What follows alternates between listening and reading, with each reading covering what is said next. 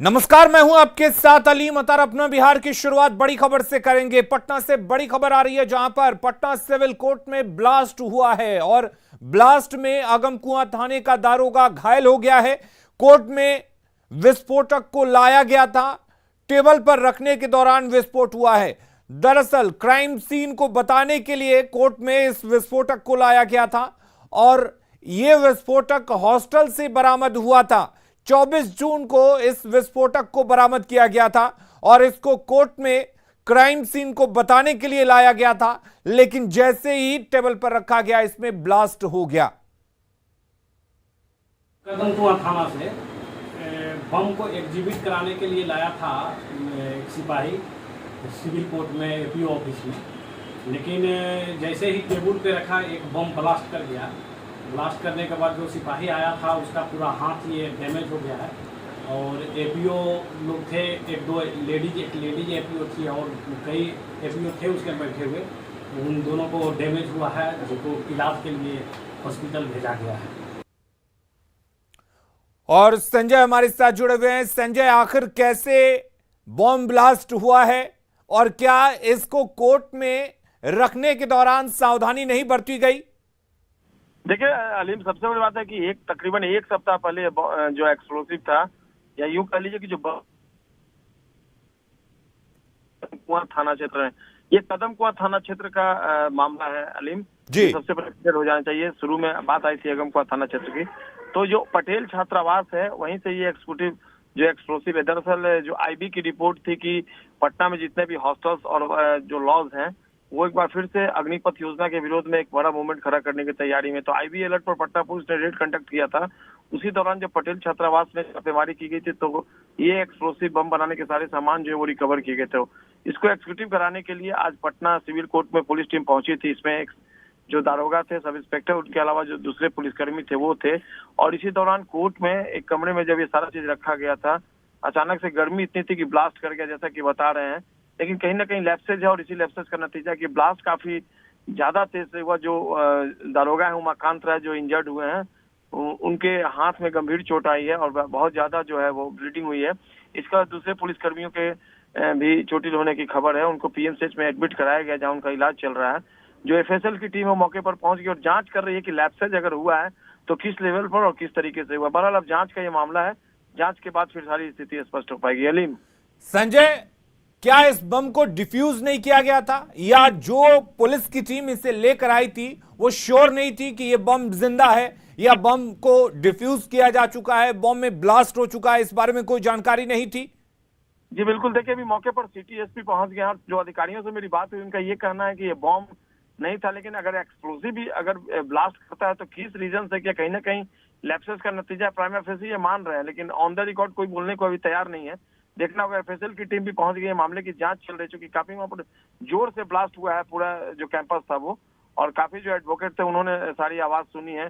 और क्या इसको लेकर लैप्सेस बढ़ती गई है, किस तरीके से सारा मामला है, एफएसएल की टीम जब रिपोर्ट देगी, लेकिन प्राइमा फेसी इन्वेस्टिगेशन का इंतजार है। उसके बाद जो बातें सामने आएगी तो स्थिति स्पष्ट हो पाएगी। अलीम, संजय, कई जगह से बॉम्ब को बरामद किया जाता है और पुलिस भी क्राइम सीन को बताने के लिए एक प्रूफ के तौर पर चीजों को कोर्ट में रखती है, लेकिन अगर बॉम्ब बरामद होते हैं तो क्या इसी तरह से लेकर जाया जाता है, या यहां पर कोई लापरवाही हुई है? देखिए पटना में अगर पटना पुलिस की बात करें तो पहला कोई वाकया नहीं है कि इस तरीके से नेग्लिजेंसी बढ़ती गई और ब्लास्ट हुआ। इसके पहले भी बॉम्ब जो रिकवर किए जाते हैं कई जगह लापरवाही से छोड़ दिए जाते हैं, उसका बाकायदा जो प्रोसीजर वो फॉलो नहीं किया जाता है। और ये आज भी कहीं ना कहीं कमोबेश जो लापरवाही रही है उसी का ये नतीजा है, ऐसा पुलिस अधिकारी भी ऑफ द रिकॉर्ड मान रहे हैं।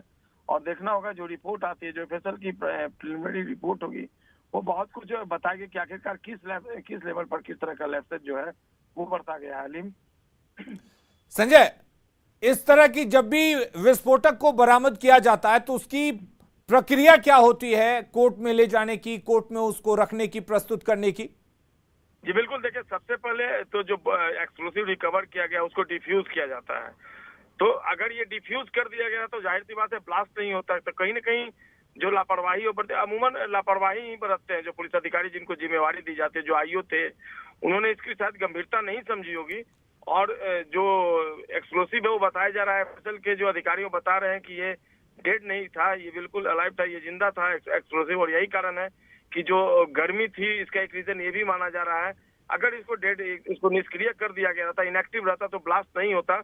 ये बात तो खुलकर सभी मान रहे हैं, लेकिन कहां पर किस लेवल पे ये सारा कुछ हुआ है, ये अब रिपोर्ट आ जाती है थोड़ी देर में तो स्पष्ट हो गई पटना पुलिस का क्या आधिकारिक बयान इस पूरे मामले पर आता है, क्योंकि कोई भी पुलिस अधिकारी on camera on the record कुछ भी बोलने को फिलहाल अलीम तैयार नहीं दिख रहा है। जी संजय, जब भी किसी बॉम्ब को डिफ्यूज किया जाता है तो उसके लिए एक स्पेशल टीम होती है अलग से, आम पुलिस वालों को हो सकता है इसकी जानकारी नहीं हो, तो क्या बॉम्ब स्क्वाड की टीम या उसको डिफ्यूज करने वाली जो टीम है उसने इसको डिफ्यूज किया था? और अगर किया था और उसके बावजूद ब्लास्ट हुआ है तो एक बड़ी लापरवाही माना जाए इसे?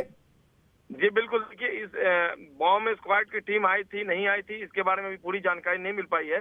थोड़ी देर में पटना पुलिस के अधिकारी जब आधिकारिक तौर पे सिटी एसपी पहुंच गए हैं मौके पर, जो एफएसएल की टीम है उससे उनका अभी संवाद चल रहा है।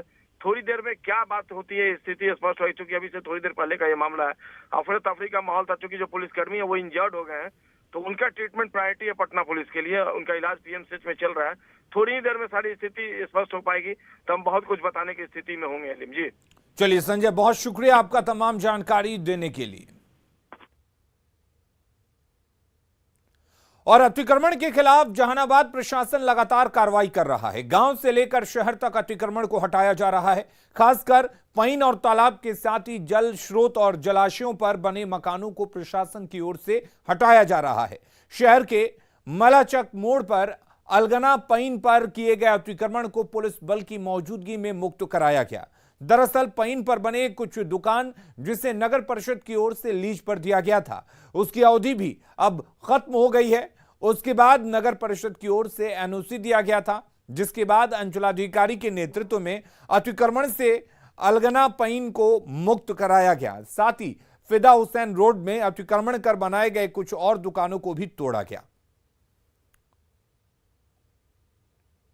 नाला पे नगर परिषद द्वारा दुकान बनाया गया था, उसका एग्रीमेंट किया गया था। वर्तमान में लोगों का एग्रीमेंट रद्द हो गया है और अतिक्रमण की समस्या बनी हुई थी, इसलिए लोग हटाया गया है। इसके अलावा बहुत सारे और दुकान बचे हुए हैं फिदा हुसैन मोड़ के आसपास, उसकी तलाशी करा करके नोटिस करा के हटाने के। स्थानीय लोगों का ना कि मतलब सूचना वगैरह नगर परिषद से नहीं, सबको सूचना मिली है। फरवरी में सूचना मैंने दिया था लोगों को कि नगर परिषद के द्वारा सूचना 4 दिन पहले दिया गया, इसका प्रमाण में नगर परिषद ने ही सूचना हमको दिया, विचारनामा रद्द हो गया। राजधानी पटना के दो सबसे बड़े सरकारी अस्पतालों एम्स और पीएमसीएच के 17 किलोमीटर की दूरी कम समय में तय करने के लिए गंगा पथ बना है। लेकिन आपके लिए यह जानना जरूरी है कि अगर आप अशोक राजपथ के ट्रैफिक से बचने के लिए इस पथ का इस्तेमाल कर रहे हैं तो ऐसा ना करें। प्रशासन की तरफ से भी यह ऐलान किया जा रहा है कि यह रास्ता इमरजेंसी पेशेंट और डॉक्टरों के लिए है, आम रास्ता नहीं है। अशोक राजपथ की ट्रैफिक से बचने के लिए गंगा पथवे का इस्तेमाल करने वाले हैं। हाल फिलहाल में जो मरीन ड्राइव का उद्घाटन हुआ है उस पुल का इस्तेमाल करने वाले हैं। तो आपके लिए ये खबर है, खबर ये है कि आप अगर गोल घर के पास से आगे बढ़ेंगे गंगा पाथवे पर और फिर आप पीएमसीएच पहुंचेंगे तो वहां से आपको एंट्री नहीं मिलेगी अशोक राजपथ में जाने के लिए। ये जो पथवे है वो एक्सक्लूसिवली पीएमसीएच के इमरजेंसी वार्ड के लिए है और यहाँ पर साफ तौर पर निर्देश लगातार माइक के जरिए देखिए आप लाउड स्पीकर पे बज रहा है और दिया जा रहा है कि ये जो रास्ता है वो आम रास्ता नहीं है, ये पटना मेडिकल कॉलेज का गेट है, अस्पताल का ये गेट है और यहाँ से सिर्फ इमरजेंसी पेशेंट और डॉक्टरों के जाने के लिए सुविधाएं हैं। और जो लोग यहाँ पर दिन भर तमाम कई सारी गाड़ियां आ रही हैं जिनको बार बार यहाँ पे जो गार्ड हैं वो निर्देश दे रहे हैं कि ये आम रास्ता नहीं है, क्योंकि लोग जो हैं जब से इस पुल का उद्घाटन हुआ है तब से लगातार अशोक राजपथ के ट्रैफिक से बचने के लिए गंगा पाथवे का इस्तेमाल कर रहे हैं और खुद को एनआईटी घाट पीएमसीएच के आगे तक जाने के लिए इस रोड को यूज करने के लिए यहाँ तक आ रहे हैं। लेकिन यहाँ आने के बाद इस तरीके से निर्देश दिया जा रहा है और बार बार लोगों को ये कहा जा रहा है, क्योंकि इसको लेकर के कोई भी निर्देश पाथवे पर नहीं लिखा हुआ है तो इस वजह से लोग जो है वो कंफ्यूज हो जा रहे हैं। इसलिए ये खबर है आपके लिए, आप सुनिए। यहाँ पर लगातार जो है ये इंफॉर्मेशन दिया जा रहा है लाउड स्पीकर के जरिए। अगर हम बातचीत करने की कोशिश करें कुछ गार्डों से तो फिर हमें ये जानकारी मिल पाएगी कि साफ तौर पर जो जिला प्रशासन है उन्होंने भी ये निर्देश दिया है कि यहाँ पर ये आम रास्ता नहीं है और यहाँ से हर किसी की एंट्री जो है वो अलाउड नहीं है। तो अगर आप अशोक राजपथ की ट्रैफिक से बचने के लिए इस पाथवे का इस्तेमाल करना चाहते हैं तो ये आपके लिए खबर है कि ये रास्ता पीएमसीएच के पेशेंट्स के लिए, इमरजेंसी में जो पेशेंट्स आएंगे उनके लिए और डॉक्टर्स के लिए एक्सक्लूसिवली जो है ये आम रास्ता नहीं है। न्यूज़ 18 के लिए ऋतु रोहिणी, पटना।